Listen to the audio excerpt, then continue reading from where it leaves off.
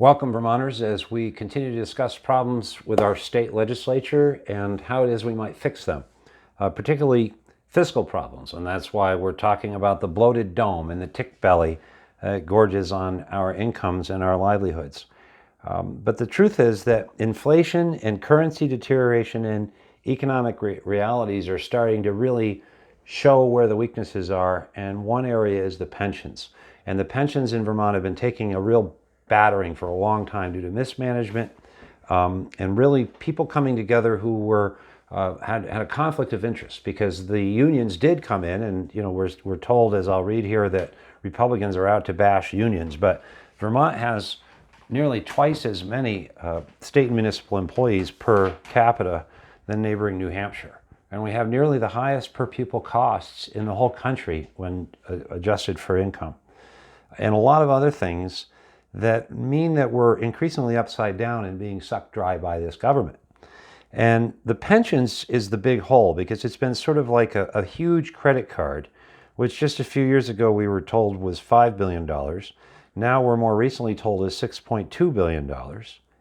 And as I related in a more recent article, the true number is probably $9 or $10 billion if we were to use realistic projections for earnings on existing investments. And if we were to look realistically, especially in inflationary terms, how much COLA adjustments and costs of medical benefits are going to increase over the next 20 years now that we're in an inflationary cycle, which again I discuss in a recent article, and why it is that we're going to have sustained, not transitory, inflation that's going to be layered and compounded in various consumer goods, including food and heating fuels and gasoline.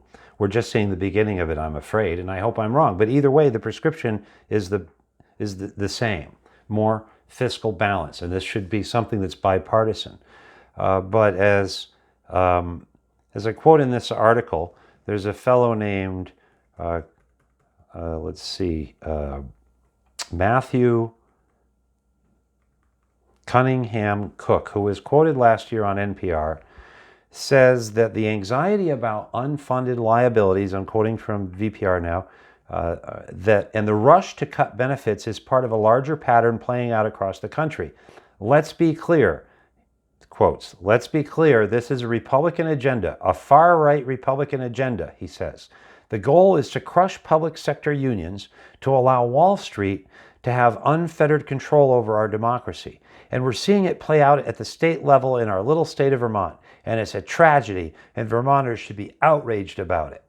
So here we're told that it's Republicans who are the enemies of workers because we've been calling to fund the pensions that have been dramatically underfunded for about 20 years. And we've had progressive legislature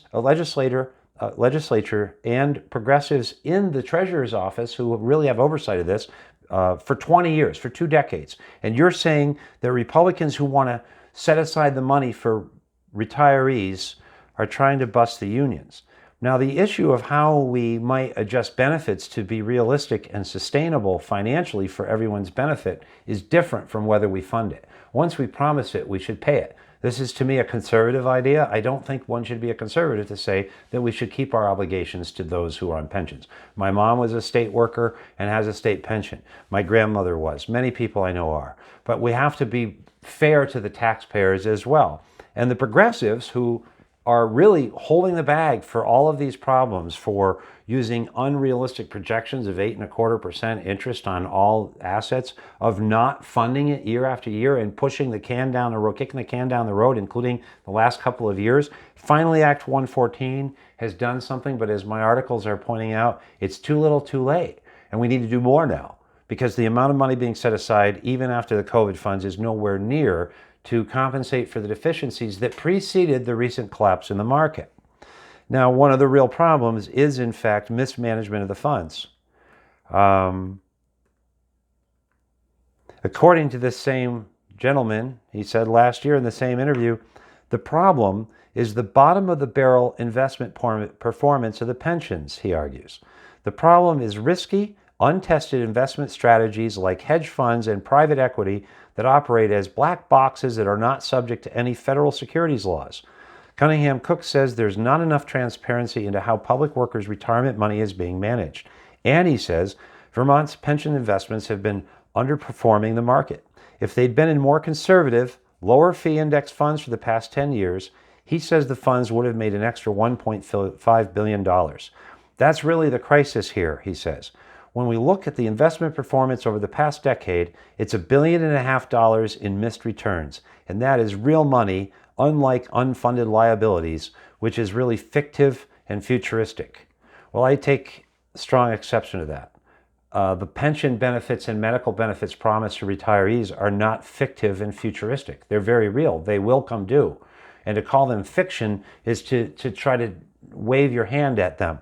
This is a problem that has very much been growing very deliberately by people refusing to fund. They want to promise more than they can pay for. And that includes not only the retiree benefits, but wanting to pay for EV cars and solar panels and all these programs that cost millions, tens, hundreds of millions of dollars to clean up everything and solve all the problems of the world on the back of who? Who can pay for it? And so the pensions now absorb more than we really generate and can afford. So the answer is to come together and structure the pensions in ways that accurately project future income, that do bring both sides together. Again, some of that work has been done in Act 114 as far as benefits, and so that we bring government within the bounds of what we can afford and make it more efficient. But if anybody's going to be outraged, it should be Vermonters whose pensions are now at risk of default or underfunding for a long period of time. It's going to cost a lot of money to taxpayers to make up this huge gap now in a declining economy with inflationary pressures. And we're told that Vermonters should be outraged against conservatives for wanting to have funded this year after year after year. You can look at my record. I've been talking for years about this. I've been increasingly alarmed that any government would run this way.